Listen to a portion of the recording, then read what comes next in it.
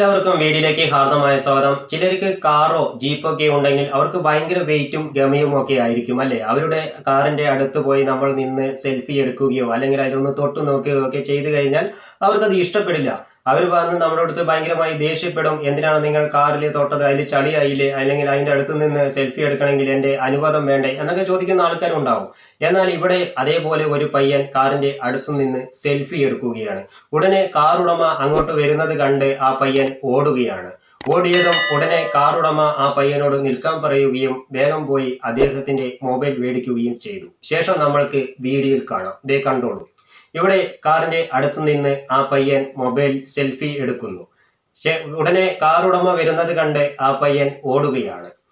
ഓടുന്ന സമയത്ത് കാറുടമ നിൽക്കുവാൻ പറയുകയും തിരിഞ്ഞു നോക്കി ആ പയ്യൻ അവിടെ നിൽക്കുകയും ചെയ്തു. വേഗം കാറുടമ അദ്ദേഹത്തിന്റെ അടുത്ത് പോയി അദ്ദേഹത്തിന്റെ കയ്യിൽ നിന്നും മൊബൈൽ വാങ്ങിച്ചു.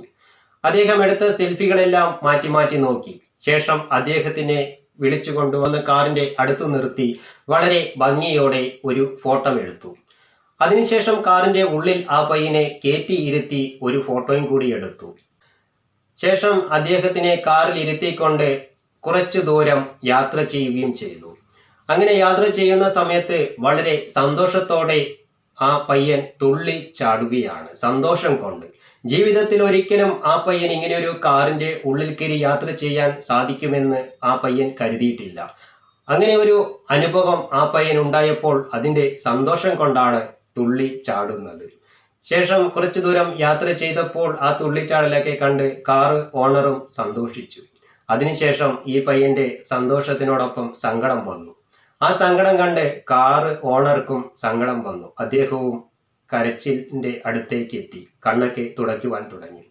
അതിനുശേഷം ആ പയ്യനോ വേണ്ട കുറച്ച് സാധനങ്ങളൊക്കെ മേടിച്ച് അദ്ദേഹത്തിന്റെ വീട്ടിന്റെ അടുത്താണ് തോന്നുന്നു കൊണ്ടുപോയി ഇറക്കുകയും ചെയ്തു.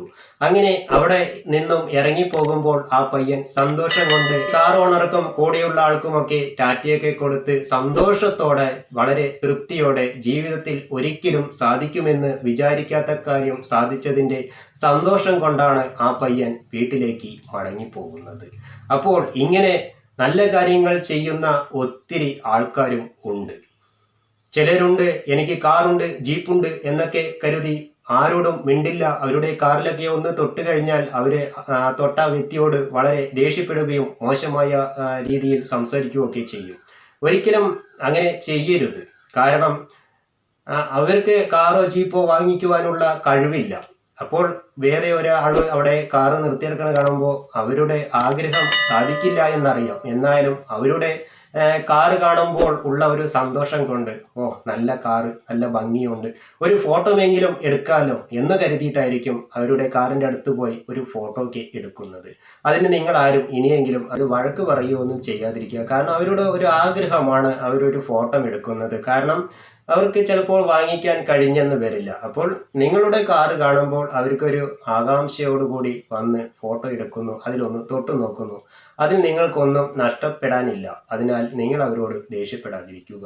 ഓരോരുത്തരും അങ്ങനെ ദേഷ്യപ്പെടുന്നവരുണ്ടെങ്കിൽ, എല്ലാവരും ഒരേപോലെയല്ല, ഇതേപോലെയുള്ള ഒത്തിരി നല്ല ആൾക്കാരുണ്ട്. പക്ഷെ ചിലരൊക്കെ ദേഷ്യപ്പെടുന്ന ആൾക്കാരുണ്ട്. അങ്ങനെയുള്ളവർ അവരുടെ ദേഷ്യം ഒന്ന് മാറ്റുക എന്നാണ് ഞാൻ പറഞ്ഞത്. അപ്പോൾ വേറൊരു വീഡിയോയുമായി വീണ്ടും കാണാം. ഈ വീഡിയോ നിങ്ങൾക്ക് ഇഷ്ടപ്പെട്ടു കഴിഞ്ഞാൽ ഈ ചാനൽ ഒന്ന് സബ്സ്ക്രൈബ് ചെയ്യുക, തൊട്ടടുത്ത് കാണുന്ന ബെൽ ബട്ടൺ എനേബിൾ ചെയ്യുക. ഈ വീഡിയോ നിങ്ങളുടെ സുഹൃത്തുക്കൾക്കും കൂടി ഒന്ന് ഷെയർ ചെയ്ത് കൊടുക്കുക. അപ്പോൾ വേറൊരു വീഡിയോയുമായി വീണ്ടും കാണാം. Okay, bye bye.